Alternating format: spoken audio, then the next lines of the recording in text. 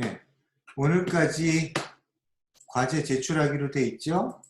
근데 지금 우리 같은 경우에 처음에 오프라인으로 제출하라고 했었는데 학교에서 계속 비대면 수업을 진행하라고 해서 이거 조건을 바꿨어요. 그래서 보면은 온라인으로 제출하게 돼 있고, 제출은 오늘, 원래는 수업 시간 시작할 때 받는 거지만 이게 바뀌었고, 그러니까 오늘 오후 11시까지, 오늘 밤 11시까지 여러분들이 파일 형태로 제출하면 되죠. 아마 여기다가 어떻게 달면 될 거야. 그래서 온라인으로 제출하고, 앞으로의 수업은 또 뭔가 상황이 극적으로 개선되지 않는 한 그럴 일이 없죠. 뭐 우리나라가 코로나 치료제를 개발해가지고 뭐 이 상황을 평정하지 않는 다음에는 이번 학기에 뭐 상황이 급히 개선될 일은 없을 거니까 아마 마지막 보강주까지 비대면 동영상 수업으로 진행이 될 거고, 최종 기말 시험만 여러분들이 잠깐 학교에 와서 시험을 온라인으로 보기에는 무리가 있으니까 교실에서 기말고사 시험 보고 가는 형태가 될 겁니다. 자, 그러니까 과제 제출하는 거 잊지 마세요. 여기 보면 지각 제출은 허용되지 않아요. 이게 무슨 말이냐면 이거 컴퓨터야, 내가 아니야. 교수님 늦었으니까 받아주세요 라고 암만 얘기해봐야 들어가질 않으니까 무슨 일 있어도 11시까지. 잠깐만요. 중요한 전화니까. 여보세요? 응. 오케이, 알았어. 고마워. 자, 다시 돌아와서 과제 20점짜리야. 안 내는 일이 없도록 꼭 조심하세요. 오늘 11시까지. 그리고 다시 돌아와서 우리 수업으로 돌아왔어요.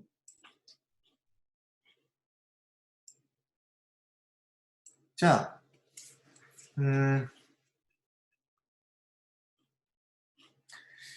아까 우리 그 가격 탄력성 까지 했었고요.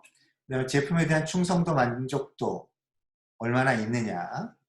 그다음에 고객의 협상력. 고객과의 협상력이지. 누가? 기업이. 아닌가? 고객이 갖고 있는 협상력이겠네. 고객이 기업에 대해서 갖고 있는 협상력.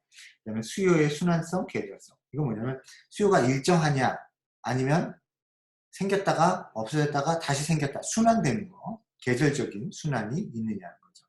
예를 들어서 뭐 옷 같은 경우에 순환성이 있죠. 계절성이 있어. 항상 뭐 긴팔이 팔리는 게 아니고 항상 롱 패드가 팔리는 게 아니고 그런 거죠. 옷 장사를 하는 측면에서 보면 항상 일정한 계절이 있는 시장과 사시사철이 있는 시장과 어디가 잘 될까요? 당연히 사시사철이 있는 시장이 잘 되죠. 왜? 항상 일정한 계절이면 새로 옷을 사야 될 타이밍이 딱히 없어. 그죠? 근데 사시사철이 있는 나라는 새로운 옷을 사야 될 타이밍이 언제야? 계절이 바뀔 때야. 항상 쉽게 자극이 되죠. 그래서 사시사철이 있는 우리나라 같은 경우에는 이 옷장사를 하는 상인이든 기업이든 되게 유리하다고는 하는데 요즘 옷이 잘 안 팔린다고 그래요. 그 이유가 뭐야? 경기 불황 때문에 그렇지. 근데 어쨌든 뭐 벌거벗고 살 수는 없으니까 옷장사가 망할 일은 없죠. 뭐 일본 기업이라고 해서 두들겨 맞고 이렇게 하기 전에는. 자, 그 다음에 보면 경제적, 기술적 요인들이 있어요. 그래서 뭐 투자 강도, 그 시장에 들어가려면 얼마나 투자를 해야 되느냐 이런 거죠.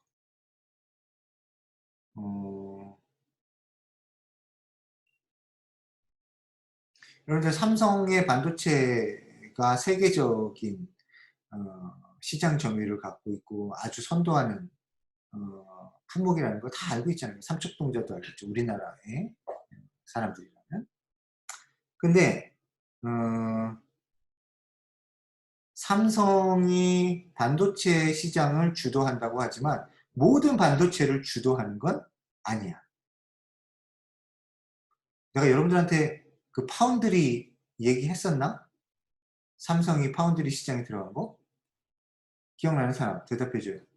내가 여기서 얘기했는지 다른 데서 얘기했는지 헷갈려. 삼성이 파운드리 시장에 진출한 거. 파운드리 시장에서 경쟁하는 얘기를 했었나? 했었지. 맞아. 대만 기업. T로 시작하는 어떤 업체인데 그 파운드리 시장이 굉장히 지금은 전체 반도체 시장에서의 가장 핫한 아이템이란 말이야. 그래서 삼성전자가 그 파운드리 시장의 대만 업체를 추적하기 위해서 굉장히 많은 노력을 하고 있어요.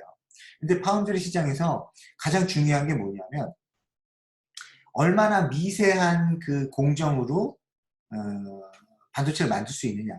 아주 가는 선, 뭐 머리카락의 뭐 몇십 분의 1인가 몇백 분의 1로 그 회로를 만들 수 있는 그 능력, 그걸 이제 미세 공정이라고 하는데 그 미세 공정을 할 수 있느냐라는 거하고 그 다음에 이제 그 수율이라고 해가지고 반도체를 만들었을 때 정상 제품과 불량 제품이 나오는 비율, 그 수율이 몇 퍼센트 차이 나는 거에 따라서 망할 수도 있고 선도 기업이 될 수도 있다고 하는데 어쨌든 아까 그 미세 공정, 아주 미세한 그 회로를 만들 수 있는 그러한 회로를 짤 수 있는 기계를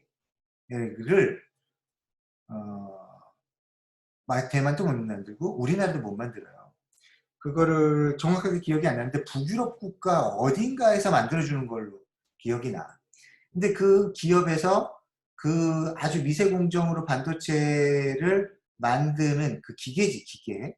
그 기계를 공급할 수 있는 능력이 1년에 1년에 몇십 대인가 몇백 대가 안 된대. 그 기계 하나에 뭐 300억인가? 엄청나게 비싸더라고. 근데 그 주문을 대만 업체가 선주문을 해놨다는 거야. 그래서 앞으로 몇 년 동안은 다른 기계를 삼성이나 이런 따라가려고 하는 경쟁 기업들한테 만들어 줄 수 있는 그 여유, 시간이나 그게 거의 없대. 그러니까 웃기는 게 그 파운드리 시장에서 시장을 선도한다는 건 뭐냐면 그 미세 공정으로 가공할 수 있는 기계를 누가 먼저 확보하느냐에 관련된 거라는 거야. 근데 그거를 그 대만 업체가 선주문을 해가지고 압도적인 우위를 갖고 있다고 하고요. 그 다음에 이제 많은 주문량을 갖고 있는 게 삼성이고 그 파운드리 시장의 가능성 이제 굉장히 중요한 누구나 알고 나 같은 사람들 이 전문 지식이 없는 나 같은 사람도 알 정도가 됐는데 이제 거기에 이제 뒤늦게 참여하려고 하는 중국 기업들 같은 경우에는 지금 주문을 넣어도 그 회사에서 아예 무시해버리는 거야. 왜? 만들어줄 수가 없다는 거야. 도저히. 자기들의 그 공장의 능력으로는. 그러면 다른 회사에서 만들어줄 수 있지 않냐? 못 만든다. 어쨌든 재밌는 상황인데 그래서 삼성도 이 시장, 파운드리 시장을 자기 배짱대로 마음대로 쥐고 흔들 수가 없는 거야. 대만 업체가 뭐 기술이 얼마나 뛰어나겠어요. 그러면 우리도 쫓아가면 되는데 아무리 많은 돈을 갖고 있어도 뭐가 안 돼? 여건이 안 돼. 여건이. 자, 그럼 뭐 투자 강도 이 얘기가 나온 얘기. 반도체 같은 경우에는 한번 시장에 들어가려면 몇 조 단위, 최소 몇 조 단위의 투자가 필요한 거죠. 그 다음에 진입 및 철수 장벽. 굉장히 중요한 거죠. 그 시장에 들어가는데 장벽이 있는 거야. 물리적 장벽이야. 물리적 장벽. 그러니까 도둑이 담을 넘어야 되는데 담이 5m가 되면 그 넘을 수 있겠어요? 상상을 해봐. 5m짜리 담을 넘어야 되는데 사다리를 받쳐놓고 올라갔어. 그럼 내려갔더니 어떻게 해? 뛰어내려? 5m면 다리가 부러질 텐데. 어쨌든 그런 식의 진입장벽이 있으면 경쟁자가 쉽게 못 들어오는 거죠. 못 들어오는 거. 가장 대표적인 게 아니라 쉽게 생각나는 게 요새 그 우리나라 프로야구 먼저 전 세계적으로, 물론 전 세계에서 프로야구 리그가 있는 나라가 몇 개가 아닌데 우리 한국, 미국, 일본, 한국 정도고요. 대만은 아마 프로야구가 아닐걸?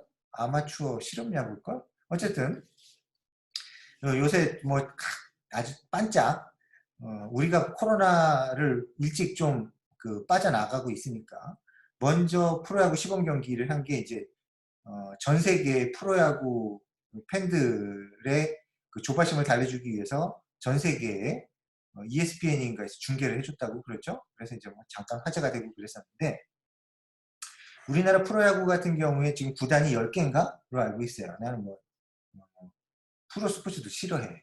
워낙 운동을 못하기 때문에 스포츠 싫어해. 개인적으로. 특히 구기 종목 되게 싫어해. 공으로 된 거는 아픈 기억이 많아. 어쨌거나 그 프로야구 같은 경우에 10개 구단이라고 치고 11개인지 10개인지 정확하지 않아요. 그 10개 구단이 있는데 예전과 달리 요즘은 프로야구가 너무 잘 되는 거야. 물론 요새는 어렵지만 지금 당장은 그 코로나 때문에. 그래서 관객도 항상 꽉꽉 차고 그 다음에 뭐 여러 가지 부수적인 수입도 많아서 예전에는 프로야구 구단을 기업들이 돈을 잡아먹는 하마로 생각한 거야. 근데 왜 했느냐? 그러면 이제 정치권이라는 데서 강제로 야, 너 돈도 많이 벌잖아. 그러면은 스포츠에도 좀 기여해. 그래서 프로야구 구단도 좀 하나 좀 운영하고 그래. 그럼 밑보이기 싫어서 강제로 돈이 들지만 울며 겨자 먹기로 프로야구 구단을 운영했던 거야. 예전에는 산미 라이온, 산미 슈퍼스타라고 있었죠. 근데 망했어. 왜 망했어? 기업이 프로야구 구단을 운영할 수 있을 정도의 이익이 안 남는 거야. 그러니까 난 나가겠다. 너 어딜 나가? 아이씨 우리가 먹고 살기 바쁜데 무슨 구단이냐 그러고 이제 던져버리고 나갔단 말이야. 그 정도가 아니면 대부분의 기업들이 그냥 자기 돈을 들여서라도 프로야구 구단을 운영을 했었어. 그랬는데 요즘은 워낙 프로 스포츠에 대한 인기가 올라가고 이런 이윤 구조가 개선이 되면서 이제는 프로야구 구단을 누구나 갖고 싶어 해. 기존에 갖고 있으면서도 수익이 나지만 그 프로야구로 인해서 그룹이나 기업이 홍보 효과가 엄청나게 큰 거야. 그래서 11번째, 12번째 프로야구 구단을 갖고 싶어 하는 그런 기업들이 있어요. 예를 들어서 갑자기 많은 돈을 벌고 있는 게임 산업, 게임 관련된 기업들. 그러니까 뭐 예를 들어서 다음 같은데, 카카오, 다음 카카오 이런 데도 프로야구 구단을 갖고 싶어 하고, 그 다음에 뭐 넥슨이나 이런 데도 프로야구 구단을 갖고 싶어 하고, 뭐 이런 거야. 지금도 아마 있죠? 그 게임 기업이 갖고 있는 구단이 있을 거야. 그 정도로 인기가 있다고. 그래서 누구나 프로야구 구단을 갖고 싶어 하는데 다시 이제 얘기로 돌아와서 뭐 때문에 못 만드냐면 진입장벽 때문에 못 만들어요.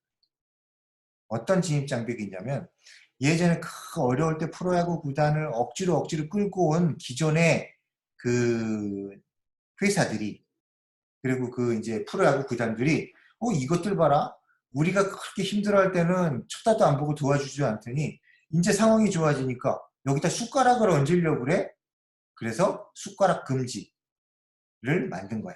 그래서 자기들끼리 어떤 룰을 만들었냐면 이제 새로 프로야구 시장에 구단을 만들어서 들어오고 싶으면 좋아, 들어와. 그 대신에 기여를 하고 들어와라 이거야. 우리가 여태까지 만들어놓은 여기에 숟가락을 얹으려면 그만한 기여를 해라. 거기에 전제 조건이 뭐냐면 진입장벽으로 작용이 되는 거야. 엄청나게 높은 감이 만들어진 거야. 그래서 일단 들어오고 싶으면 프로야구를 할 수 있는 야구장을 하나를 만들어야 돼요. 야구장 만들려면요. 경기장 만드는데 돈 들죠? 그 다음에 그거를 공중에다 만들 수 없잖아요. 땅 위에다 만들어야죠? 근데 어디 서울 시골 구석에 갯벌 같은 데다 만들면 누가 거기 와요? 그러니까 사람들이 찾아올 수 있을 만한 곳. 그럼 땅값이 비싸겠죠. 비싼 땅을 구해서 거기에 건물을 짓고 그 다음에 사람들이 프로야구 보러 버스 타고 전철 타고 와요? 아니죠. 자가용 타고 와요. 물론 뭐 대중교통 이용하는 사람도 많지만 굉장히 큰 주차장까지 확보를 해야 돼. 그러려면 어마어마한 흔히 얘기하는 천문학적 숫자의 투자가 필요한 거야. 근데 거기다가 플러스 한국 프로야구협회에 300억인가? 500억을 내라는 거야. 한 팀당. 그러니까 기존에 야 우리도 이제 좀 돈 좀 벌었으니까 프로야구 한번 해볼까? 프로야구 구단 하나 만들어볼까? 하다가 그 얘기 듣고 하고 다들 물러나 앉는데 그게 바로 뭐다? 진입장벽이라는 거야. 진입장벽. 자 그럼 첫수장벽은 뭐냐? 자 들어올 때는 잘 들어왔어. 근데 나갈 때는 쉽게 못 나가는 거야. 쉽게 못 나가는 거야. 예전에 내가 학교 다닐 때 나도 약간 끼가 몸속에는 있어서 악기 연주 같은 걸 좀 해보고 싶었어. 밴드 같은 거 이런 것도 한번 해보고 싶고 그랬어. 근데 우리 때는 그런 밴드부 그러면 애들이 뭐라 그러냐면 불량 학생이라는 개념으로 이제 낙인을 찍었단 말이야.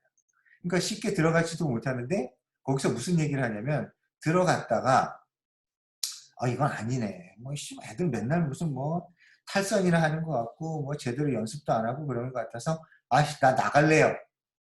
탈퇴하겠다. 그럴 때 뭐라 그러냐면 좋아. 나갈 때 나가는데 그러면 우리 모든 사람들한테 한 사람당 20대씩 맞고 나가. 엉덩이를. 그렇게 얘기한다는 거야. 근데 그 밴드부의 사람이 예를 들어서 20명이다. 그럼 몇 대를 맞아야 되는 거야? 400대를 맞아야 되는 거야. 400대 엉덩이 맞으면 죽어요. 그 장독 올라서 죽어. 그런 얘기를 들으면 어때요? 들어가고 싶지도 않죠. 처음부터. 그래서 나는 밴드 같은 데 못 들어갔어. 뭐 때문에? 철수장벽들. 나갈 때 얻어맞고 나오기 싫어서. 그게 철수장벽이라는 거야. 자, 그런 것들이 작용되면 시장이 매력적일 수도 있고 전혀 매력적이지 않게 될 수도 있어요. 물론 뭐 그 밴드부 예를 들지만 기업들도 충분히 그런 상황이 만들어질 수 있다는 거야. 그 다음에 뭐 생산 규모, 기술 활용 수준 뭐 이런 것들도 있고 인플레이션 뭐 이런 거 넘어갑시다. 그다음에 원료 조달 가능성. 원료 조달 가능성도 굉장히 중요하죠. 여러분들 그 히토류라고 들어봤어요? 히토류? 히토류 아는 사람? 히토류가 뭔지? 요새는 뭐 만화에도 나오더라고. 히토류 몰라? 상식 테스트 히토류. 요즘에 전자제품에 거의 필수적으로 들어가는 원료예요. 자, 히토류의 희자는 희귀하다는 희자고요. 토자는 흑토자야. 희귀한 흑이야. 그 말 그대로 흑의 일종인데 이게 이제 어떤 그 구체적인 광물이에요. 근데 이게 왜 중요하냐면 전자제품의 성능을 극적으로 올려줘. 어떤 전자제품이냐 여러 가지가 있지만 여러분들한테 직접 와닿을 수 있는 얘기를 할게. 여러분들 스마트폰 다 사면 거기에 부속품으로 뭘 줘요?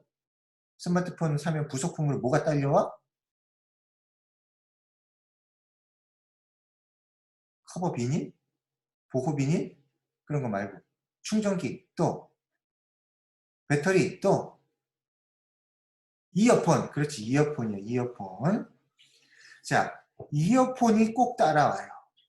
근데 이어폰은 여러분들 스피커 알죠? 스피커하고 원리가 똑같은 거야. 단지 아주 조그만 스피커죠. 귀에다 박는 스피커라고 생각하면 돼. 그리고 여러분들 마이크 알죠? 마이크 노래 부르는 마이크. 마이크와 스피커와 이어폰은 똑같아. 구조적으로 똑같아. 근데 쉽게 얘기해서 스피커에다가 대고 소리를 지르면 그 소리가 기계로 전달이 되고요. 기계에서 그 소리를 정기적으로 스피커에 전달을 하면 스피커가 진동하면서 소리가 밖으로 나오는 거야. 정반대의 원리야. 그래서 구조적으로는 똑같아. 어쨌거나 이어폰은 그 속에 스피커가 들어있는 거야. 자, 스피커를 분리해보면 스피커에서 가장 중요한 핵심적인 부품이 뭐냐면 자석이야, 자석. 스피커 뒤를 뜯어보면, 스피커 그 알맹이를 뜯어보면 굉장히 큰 자석이 들어있어요. 왜 그러냐면 충분한 음을 내주려면 자력이 세야 돼. 근데 여러분들 생각해봐. 여러분들 귀에 꽂는 이어폰은 엄청나게 조그맣잖아. 그 조그만 것 속에 또 자석을 집어넣으려면 그 자석의 크기는 어떻게 된다? 쥐똥보다 작죠. 점만할 거야, 점. 아주 쬐끔할 거야. 그 아주 쬐끄만한 자석에서 충분한 자력이 나오느냐? 안 나오죠. 안 나와. 스피커에 큰 자석을 다는 이유는 큰 자력이 필요하기 때문이에요. 자, 그렇게 쬐끄만 별 볼 일 없는 자력을 내는 그 자석에 막강한 자력을 얹을 수 있게 만드는 성분이 히토류예요. 그래서 히토류가 없으면 이어폰 다 엉망이 돼. 형편없는 성능으로 떨어져 버려요. 그리고 그런 게 이제 히토류야. 그래서 그 히토류 같은 경우에 전 세계적으로 지금 어디에서 주로 생산하느냐면 중국에서 생산해요. 중국에서. 그래서 많은 전자제품, 뭐 꼭 스피커만 있는 게 아니고 자석만 있는 게 아니고 많은 전자제품에서 비슷한 효과를 내요. 히토류가. 그런데 예전에 일본하고 중국하고 굉장히 사이가 나빠졌던 적이 있었거든. 그때 중국이 꺼낸 카드가 히토류 수출 금지야. 자, 일본은 우리나라하고 비슷하게 전자제품이나 부품을 만들어서 팔아먹으면서 사는 나라야. 근데 그 전자부품을 만드는데 가장 중요한 부품, 재료 중에 하나가 히토류인데 히토류가 없어진다는 거야. 못 만든다는 거야. 아니, 공급이 안 된다는 거죠. 그래서 어떻게 했다? 일본이 급 사과를 했죠. 쪽팔리지만. 그래서 중국이 가장 크게 갖고 있는 자원 무기가 많은 사람들이 석유, 가스 이런 걸 얘기하는데 아니야. 이런 히토류 같은 자원이 굉장히 중요한 자원이에요. 그래서 이 원료 조달 가능성이 있느냐 없느냐 되게 중요하죠. 얼마 전에 한국하고 일본이 급격히 사이가 나빠진 이유가 뭐야? 일본에서 한국에 부품 수출 안 하겠다고 그런 거 아니야? 한국의 반도체에 필요한 그런 불화수소인가 뭔가 이런 거 하고 뭐를 수출하는 거를 규제하겠다고 했잖아. 그게 바로 뭐야? 원료 조달이죠. 그러니까 별거 아닌 것 같지만 굉장히 중요한 부분이죠. 자, 좀 속도를 낼까요? 자, 경쟁 요인들 있고요. 자, 여기서 보면 대체품이라는 게 있어요. 대체품. 대체품이라는 건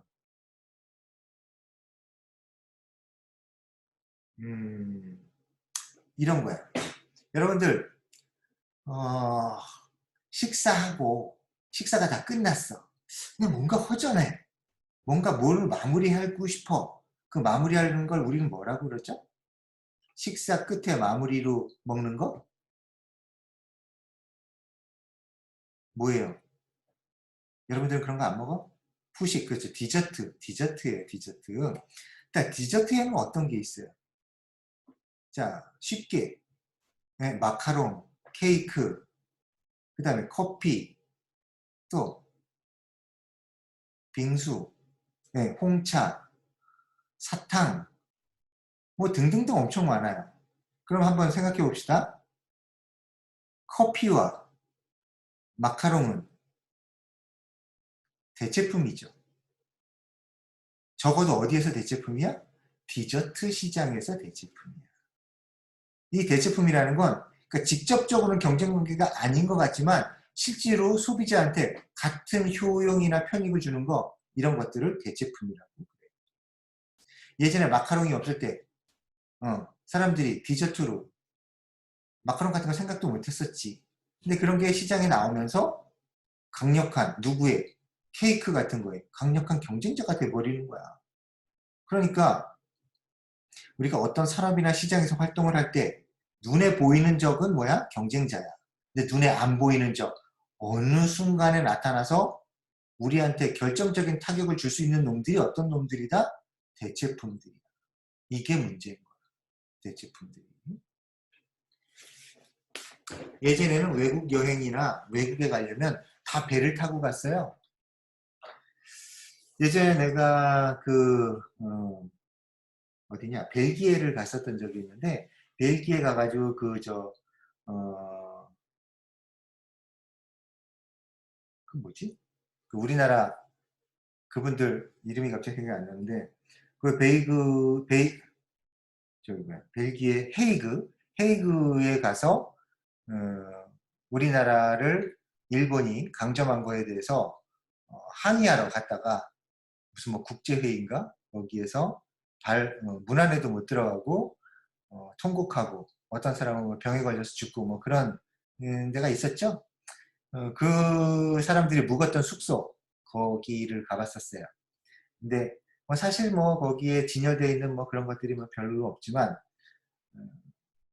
엄청난 감동을 받았어. 왜 엄청난 감동을 받았냐면 음, 그분들은 거기를 육로로 거기까지 간 거야. 육로로. 그러니까 한국에서 만주를 거쳐서 시베리아를 거쳐서 동유럽을 거쳐서 걸어서 기차 타고 또 기차 타고 한 달인가를 걸려서 한 달인가 두 달인가를 걸려가지고 거기까지 간 거야. 그러고는 항의도 못 해보고 쫓겨났죠. 자, 얘기가 옆으로 샜지만 예전에는 해외여행을 할 때는 그 육로나 배를 타고 갔단 말이야. 근데 요즘은 뭘 타고 가요? 비행기를 타고 가죠. 처음에 비행기가 나왔을 때는 기차나 버스나 이런 데서 아무도 비행기가 경쟁자가 될 거라고는 예상하지 못했을 거야. 뭐가 된 거야? 대체품이 된 거야. 대체품이. 그러니까 우리도 만약에 어떤 아이디어가 있다. 어떤 제품의 컨셉이 있다. 그럼 그게 누구한테 타격을 줄 수 있는 대체품이 될 수 있을 건가를 생각해 보는 것도 재밌죠. 자, 그리고 환경적 요인들. 여러분들 그거 알아요? 2050년이 되면은 지구상에 살아있을 수 있는 생물이 없다는 거? 그러면 여러분들 나이가 몇 살이야? 지금 20살이라고 치고 50이 되면 다 죽어야 된다는 건데 그게 왜 그러냐면 지구온난화에 따라서 극적인 온도 변화가 생기고 그 온도 변화가 가져오는 무슨 뭐 슈퍼 태풍이라든지 뭐 지진이라든지 그 다음에 동식물이 멸종하는 거죠. 온도나 이런 게 안 맞아서. 그렇게 되면 결국 어떻게 된다? 인간도 살아남을 수가 없죠. 왜? 인간은 잡아먹고 사는 게 아니잖아. 동식물을 먹고 살아야 되는데 동식물이 멸종해버리잖아. 그러면 굶어 죽는 거죠. 그래서 2050년 정도를 그 한계라고 본다고 그래. 그래서 알론 머스크인가 그 저 테슬라를 만든 그 유명한 괴짜 그 사람이 결국은 인류는 지구를 버려야 될 거다. 그래서 지구를 버리고 다른 행성이나 그런 곳으로 가야 되는데 지금 인류의 과학기술로는 이 은하계를 벗어날 수가 없는 거야. 적어도 이 태양계도 벗어나기가 쉽지 않죠. 근데 태양계든 은하계든 지구와 유사한 환경을 가지고 있는 그런 대체할 수 있는 곳을 모르고 있잖아. 찾지 못했죠. 뭐 그 천체만환경으로 발견한 거 있어요. 지구하고 비슷할 거라고 예상되는 거. 그런 데는 뭐 예를 들어서 뭐 백광년 이런 거야. 그러면은 우주선 타고 100년 가서 도착하면 죽어 있는 거야. 그러니까 그 알론 머스크가 뭐라고 그랬냐면 결국은 지구는 우리가 인류가 금방 가까운 미래에 버려야 될 거고 그렇게 되면 어디를 가시적으로 쉽게 현실적으로 옮길 수 있는 곳이 화성이다 라고 예측을 하고요. 그리고 화성으로 이동할 수 있는 여러 가지 교통수단이든 뭐 이런 거를 개발하기 위한 그런 회사를 만들어서 뭐 지금 시작하고 있죠. 아, 참 아까 내가 코로나 얘기했지만 우리의 미래 20년, 30년 후가 어떻게 변할지 물론 뭐 2050년에 지구가 멸망하진 않아요. 아니 인류가 멸망하진 않아요. 그렇지만 우리가 지금 상상하지 못하는 환경으로 변해 있을 거는 같아. 왜 그러냐면 내가 초딩 때 콧물 찔찔 흘리면서 지금 우리가 사는 이런 지구 환경을 예상하지 못했어. 이렇게 마스크 쓰면서 다녀야 되고 미세먼지 이렇게 걱정하고 동식물이 멸종하는 거에 대한 생각을 한 번도 해본 적이 없었거든. 그러니까 전혀 예상하지 못한 세상이 펼쳐진 건데 여러분들도 아마 그렇게 될 것 같아요. 더 극적이겠지. 왜냐하면 인간이 이 지구의 그 환경을 변화시키는 그 정도가 가면 갈수록 심해진다. 그럼 어떻게 해야 되나? 화성에 가서 살 수 있는 걸 지금부터 준비해야 되나? 어쨌든 여러분들은 환경의 변화에 항상 예의주시하고요. 대응하기 위해서, 적응하기 위해서 노력해야 돼요. 그것밖에 없어요. 자, 그 다음에 뭐 환경적 얘기 있었고요. 그 다음에 경쟁 위치 요인들, 시장 위치, 시장의 상대적 점유율, 점유율의 변화, 그 다음에 차별화, 제품 라인, 이런 얘기는 막 여기서 하긴 좀 그렇다. 너무 시간이 오래 걸리니까. 그래서 이미지, 브랜드와 관련된 것들인데, 자, 이런 것들도 중요하다. 그 다음에 능력, 회사의 능력이죠. 회사가 갖고 있는 능력, 관리 능력, 재정적인 능력, 재무, 기술 개발, R&D 능력, 생산 능력, 마케팅 능력, 이런 것들이 엄청나게 중요하죠. 이 마케팅 때문에 살고 죽는 기업들이 되게 많아. 내가 제일 경멸하면서도 인정하는 기업 중에 하나가 이름이 생각이 안 나네. 그 정수기 임대해주는 업체 어디죠?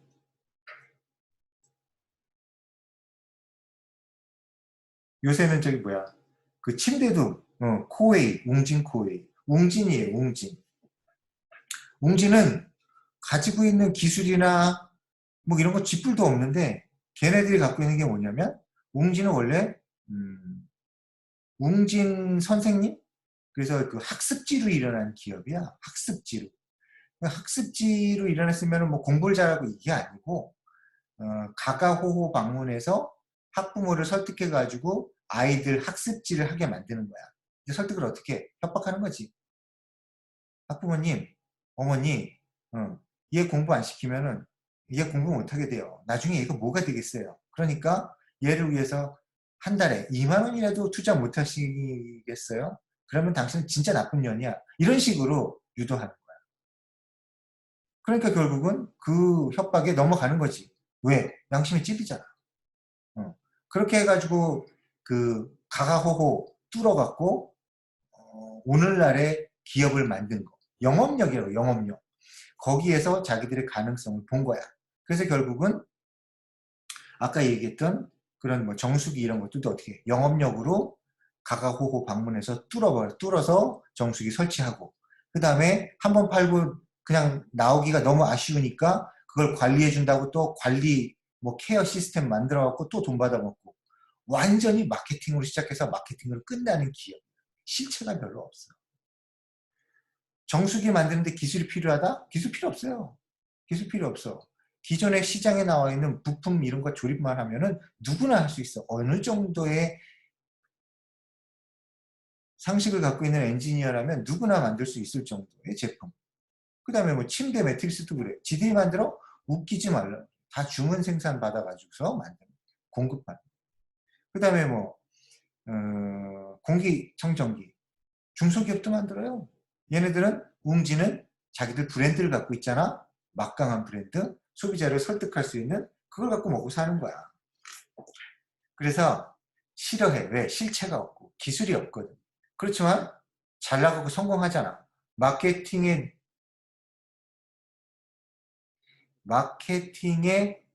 능력을 얘네들이 보여주고 있잖아. 그래서 인정할 수밖에 없죠. 마케팅 역량 굉장히 중요한 거죠. 물론 저것만 갖고 성공 못하는 기업들도 많아요. 웅진 같은 경우에는 예외적인 기업이라고 봐야 돼요. 그 다음에 판매원과 유통 시스템. 이게 바로 이거에 대한 거죠. 그 다음에 노동자, 이해 집단과의 관계. 그 다음에 경제적, 기술적 요인들. 넘어갑시다. 그래서 이런 것들을 갖고 어떻게 각각 나눠져 있는 세분 시장을 평가한다는 거죠. 평가를 해서 이렇게 점수를 내가지고 한다는 거야. 점수를 내서 구체적으로 뭐 이렇게 접근을 하고, 뭐 이건 중요한 거 아닙니까? 그래서 어떻게 한다? 표적 시장을 결국은 고르게 된다는 거야. 자기들한테 가장 입맛에 맞는, 적당할 것 같은 시장을 고른다는 거야. 이게 표적 시장 선택이죠. 자, 표적 시장 선택의 그 대안은 그렇게 많지는 않아. 그래서 여기는 그 얘기가 있나? 없네. 개념적인 거니까 넘어갑시다. 여기 보면 시장을 선택할 때 여러 개 시장을 묶어가지고 하나의 시장으로 만들어서 대량 시장, 규모의 경제 이런 거를 기대하는 그런 전략이 있을 수 있고요. 그 다음에 큰 시장은 피하고 조그만한 시장만 겨냥해서 그 시장에 집중하는, 보통 이거 집중 전략이라고 하는데 여기서는 틈새 시장이라고 얘기를 하는, 시장이라는 쪽에 집중을 해서, 그래서 이런 전략도 있다는 거야. 어떤 게 있을까? 에디아 커피. 에디아 커피 같은 경우에 커피는 커피인데, 커피 전문점인데 어떤 특색이 있어요? 에디아 커피는? 여러분들을 가봤을 거 아니야. 에디아 커피는 싼 거지. 저렴한 커피야. 물론 더 저렴한 커피도 있지. 뭐 예를 들어서 자판기에서 나오는 거. 그렇지만 이거는 매장이 있고 브랜드가 있는 커피 전문점 브랜드의 커피란 말이야. 그런데 저렴해. 자, 저렴한 커피를 원하는 사람들, 그건데 자판기도 아니라 굳이 전문점에 가서 싸지도 비싸지도 않은 그런 커피를 먹으려는 사람 한정돼 있죠. 틈새 시장을 노린 거야. 그걸 보고서 다른 커피 전문점에서 커피 전문 업체에서 야 우리도 그러면 싼 커피 내놓을까? 그렇게 되면 어떻게 돼요? 둘 다 망하게 돼. 왜? 시장이 너무 작아. 그래서 싼 커피 시장은 한정돼 있는 거지. 그런 거를 틈새 시장이라고 하는 거죠. 경쟁자 쉽게 못 들어오죠. 자, 그 다음에 성장 시장. 현재의 규모는 작지만 향후에 점점 규모가 커질 수 있는 가능성이 있는 시장. 이런 데를 성장 시장이라는데 누구나 좋아하죠. 누구나. 이거 싫어할 기업이 어딨어. 그러면 이런 시장은 어떻게 된다? 경쟁이 치열해질 수밖에 없어요. 그러니까 이런 데는 경쟁력이 없는 기업은 진출하면 안 돼. 그러니까 모두한테 매력적으로 보이는 시장이 정말 매력적인 거는 아니죠. 각 기업들의, 아까 봤잖아. 여기 있는 기업들의 자기의 경쟁적 위치를 생각해야 돼. 자, 뭐 그 정도 보고요. 무역시장 선택할 때 뭐 이런 거를 선택한다라는 거고, 그 다음에 이제 나오는 게 포지셔닝이야. 포지셔닝. 포지셔닝이 뭐야? 소비자한테 우리 제품이나 기업이 어떠한 이미지로 보여지도록 할 것인가. 그거 관련된 활동. 그게 포지셔닝이죠. 자, 재밌는 거는 이 포지셔닝을 할 때 생각해봐. 나를 내가 포지셔닝을 해야 되는데 나는 어떤 사람이다. 이렇게 설명하면 상대방이 이해하기가 쉽지가 않아. 그럼 어떻게 해야 돼? 나는 성격이 누구하고 비슷해요. 이미 알려진 사람. 누구하고 비슷해요. 이렇게 얘기하면 저 사람 성격이 대충 어떻겠구나 라고 이해가 가죠? 그래서 포지셔닝을 할 때는 중요한 게 뭐냐면 유사성이야. 유사성. 경쟁자 중에 누구하고 우리가 비슷하냐를 밝혀야 돼. 그러면 소비자들이 감을 잡기가 쉽죠. 그리고 또 정반대의 얘기를 해야 돼. 뭐가 다른지도 얘기해야 돼. 그러니까 뭐가 비슷하고 뭐가 다른지 이 두 가지를 다 얘기해야 결과적으로 어떻게 된다? 우리가 알리고 싶어하는 우리의 이미지를 소비자한테 전달할 수 있는 거예요. 그래서 경쟁적 유사성과 경쟁적 차별성 두 가지를 다 갖춰야 된다는 거예요. 모순적인 얘기인 것 같지만 그렇지 않아.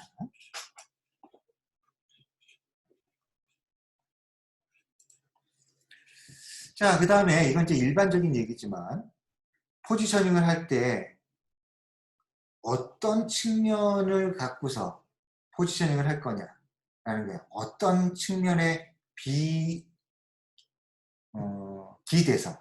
그러니까 기능성에 맞출 거냐? 어떤 상징성에 맞출 거냐? 아니면 어떤 경험. 근데 사실 이 경험은 뭐냐면 즐거움이야, 즐거움. 즐거운 면에 맞출 거냐.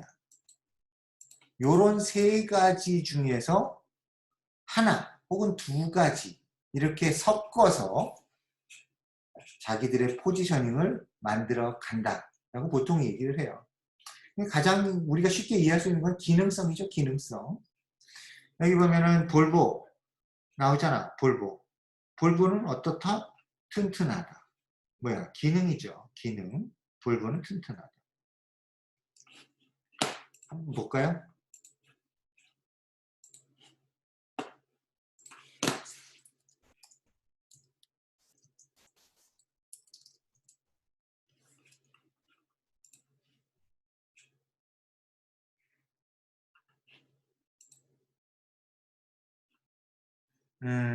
요새 뭐 볼보 보지 말고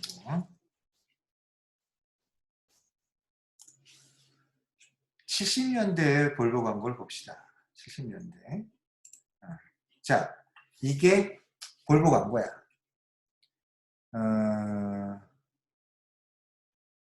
자, 뭐 영어로 써져 있는 거는 확 와닿지 않나. 뭔 소리인지 잘 모르겠어. 하드탑이라는 건 위에 저 지붕 위를 하드탑이라고 그러는데, 자 여기서 보면 이게 실제 그 뭐야 화면 조작이 아니고 사진 조작이 아니라 실제로 이렇게 해놓은 거야. 그래서 볼보 자동차를 한 대, 두 대, 세 대, 네 대, 다섯, 여섯, 일곱 대를 쌓아놓은 거야. 근데 어떻다? 밑에 있는 볼보의 지붕이 찌그러져 있지 않아. 이게 뭘 얘기하는 거야? 튼튼하다는 거죠. 튼튼하다. 튼튼하다. 이렇게 70년대부터 볼보는 자기네들의 이미지를, 포지션을 확고하게 했죠. 그 결과 어떻게 됐다? 볼보가 튼튼하다는 건 모든 사람들이 믿게 됐어.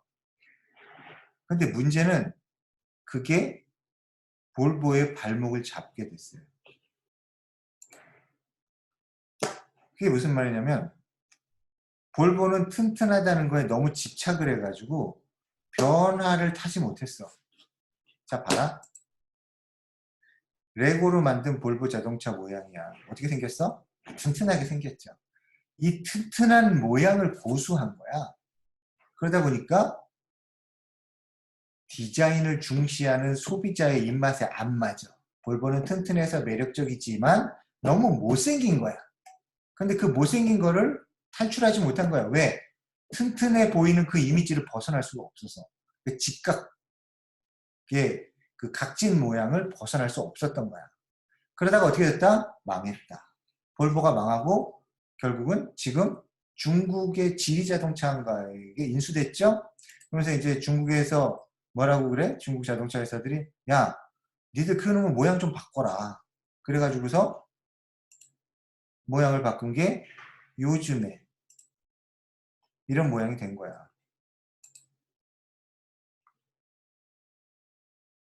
아이씨, 기다리기 뭐였죠? 이런 모양이 된 거야. 어때요? 각진 모양을 벗어났죠. 근데 아직도 보면 각이 있어. 그리고 좀 무식해 보여. 특히 뒷모양 이런 거 보면 이런 거 보면은 요새 스타일이 아니야. 굉장히 각지고 튼튼하게 만든다고. 이게 볼보의 발목을 잡았죠.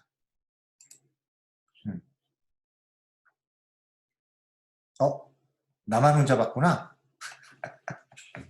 쏘리. 나만 혼자 봤어. 화면 공유를 나만 하고 있었어. 이런 볼보 혼자서 아까 봤던 보여주려고 했던 그게 이거야. 볼보 광고. 왜 안 보인다고 얘기 안 했어? 자, 볼보 광고 이거죠. 여기도 있어. 이런 류의 광고를 되게 많이 했어요. 그래서 볼보가 튼튼하다고 했고요. 그 결과 볼보의 이미지가 이렇게 되는 거야. 각진 자동차가 된 거고 그래서 망한 거고 최근에 볼보의 모양은 그래서 이렇게 변한 거죠. 유선형으로. 최근에 와서야 변한 거야. 혼자만 신나서 했네. 다시 돌아와서. 자, 그러니까 초심을 잃지 말라는 얘기도 중요하지만 너무 과거의 성공에 집착하다 보면 미래가 망가질 수도 있어요. 그래서 마케팅에서 내가 항상 하는 얘기가 뭐야? 변화의 흐름에 잘 순응해야 된다는 거야. 변화를 잘 타고 거기에 대응해야 된다는 거죠. 볼버는 거기에 실패했어. 자, 어쨌거나 기능에 맞춘 거 이런 거고, 그다음에 상징성. 자, 이거 이제 좀 키워볼까? 자, 이게 이제 할리 데이비슨. 할리 데이비슨인데 할리 데이비슨 사람들이 그 마크를 팔에다 문신으로 새기고 다니는 거야. 무식한 애들이죠.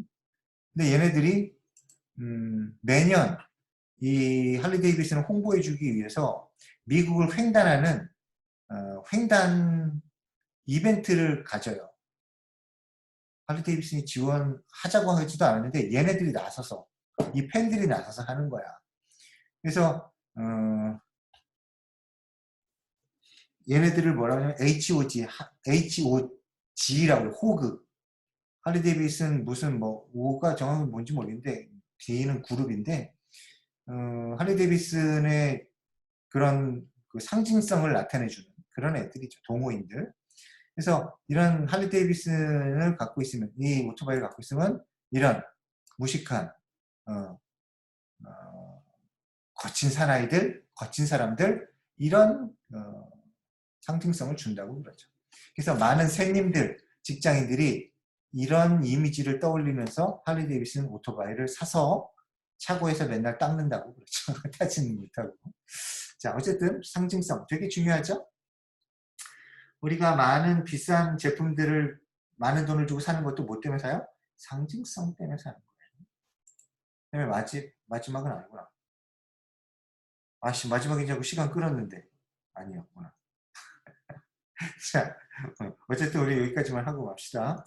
자, 경험적인 거. 이거 즐거움이라고 아까 얘기했었죠? 즐거움.